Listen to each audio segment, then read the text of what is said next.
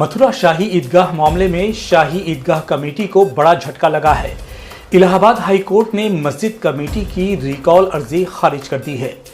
न्यायमूर्ति मयंक कुमार जैन की single bench ने यह फैसला सुनाया है।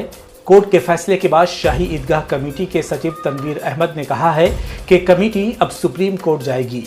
मथुरा के शाही ईदगाह को लेकर हिंदू पक्ष का दावा है कि औरंगजेब ने मंदिर तोड़कर शाही ईदगाह मस्जिद बनवाई थी, जबकि मुस्लिम पक्ष का दावा है कि मस्जिद का निर्माण किसी मंदिर को तोड़कर नहीं कराया गया था।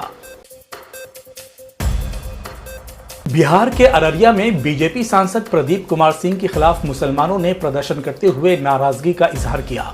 गुस्साए प्रदर्शनकारियों ने रोड जाम कर दिया और बीजेपी सांसद के खिलाफ कार्रवाई की मांग की। दरअसल प्रदीप सिंह ने कहा था कि अररिया में रहना है तो हिंदू बनना होगा। इसको लेकर विपक्षी पार्टी भी बीजेपी पर हमलावर है। बीजेपी सांसद के इस विवादित बयान पर पार्टी आलाकमान की तरफ से अब तक ना कोई प्रतिक्रिया आई है और ना ही कोई कार्रवाई हुई है। उत्तराखंड के उत्तरकाशी में मस्जिद हटाने को लेकर हिंदू संगठनों ने रैली निकाली। प्रदर्शनकारियों ने बाजार बंद करा दिए और पुलिस से तीखी झड़प हो गई।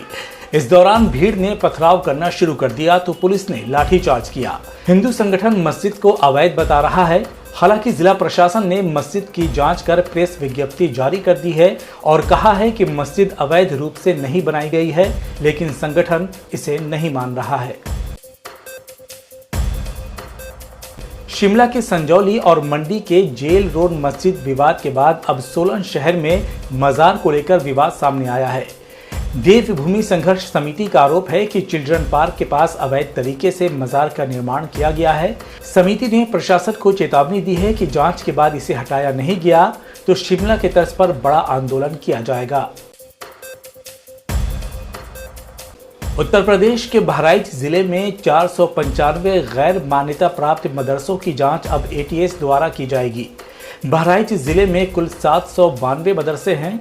उत्तर प्रदेश सरकार ने इन मदरसों की फंडिंग की जांच के आदेश दिए हैं।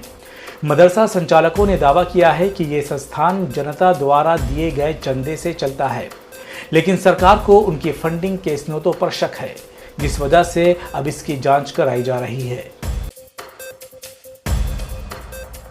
बहराइच हिंसा के बाद आसपास के कई गांव में आगजनी और तोड़फोड़ हुई और सैकड़ों लोगों को नुकसान हुआ। इस बीच राष्ट्रीय उलमा काउंसिल ने प्रशासनिक अधिकारियों से मिलकर इस घटना की निष्पक्ष जांच कर बेगुनाहों की गिरफ्तारी पर रोक लगाने की मांग की। वहीं दंगे की शुरुआत करने वालों की पहचान कर उन पर कार्रवाई करने की मांग की। राष्ट्रीय उलमा काउंसिल ने दंगा पीड़ितों की आर्थिक मदद व रोजमर्रा का जरूरी सामान देकर उनकी सहायता भी की। All India Muslim law board के सदस्य और कई मुस्लिम संघ नेताओं ने बुधवार को सचिवालय में मुख्यमंत्री एन चंद्रबाबू नायडू से मुलाकात कर वक्फ अधिनियम में संशोधन का विरोध किया। मुस्लिम नेताओं ने केंद्र सरकार द्वारा किए गए संशोधन पर चिंता व्यक्त करते हुए कहा कि यह प्रस्ताव वक्फ बोर्ड को कमजोर करेगा और मुस्लिम समुदाय के अधिकारों को नुकसान पहुंचाएगा। उन्होंने मुख्यमंत्री को एक ज्ञापन सौंपा जिसमें उनसे वक्फ अधिनियम में संशोधन को स्वीकार न करने और संसद में कानून का विरोध करने का आग्रह किया गया है। मुख्यमंत्री ने आश्वासन दिया है कि इस मामले पर केंद्र सरकार के साथ चर्चा करेंगे और उचित निर्णय लेंगे।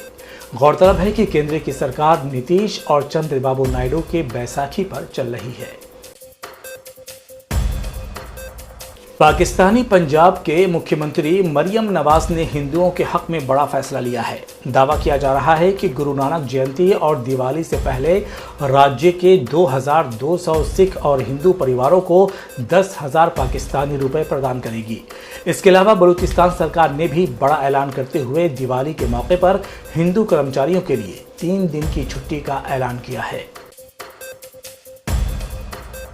ईरान की राजधानी तेहरान के फिलिस्तीन चौराहे पर एक पोस्टर लगाया गया है। इस पोस्टर में कथित तौर पर इजराइल के बंधकों की तस्वीरों को दिखाया गया है। दावा किया जा रहा है कि ये वही 7 अक्टूबर को पकड़े गए बंधक हैं। इस पोस्टर में कहा गया है कि किसी भी बंधक को जिंदा नहीं छोड़ा जाएगा। ये बात इजरायली भाषा हिब्रू में लिखी गई है। सबसे बड़ी बात यह है कि इस पोस्टर में सभी चेहरों पर खून के धब्बे लगे हुए हैं। इजराइल के सैनिक जो इजराइल के लिए विदेशी जमीन पर जंग लड़ रहे हैं, उनकी मांग ने नेतन्याहू की मुश्किलें बढ़ा दी हैं। इजरायली सैनिकों ने जंग लड़ने के लिए बड़ी शर्तें रख दी हैं। इजराइल के सैनिकों ने मांग की है कि इजराइल जल्द से जल्द हमास के कब्जे में लिए गए इजरायली बंधकों को रिहा करवाए और इसका प्रयास करे। इन सैनिकों ने मांग की है कि सरकार जल्द से जल्द इजरायली लोगों की रिहाई के लिए समझौता करे और ऐसे में नेतन्याहू की मुश्किलें काफी बढ़ गई हैं।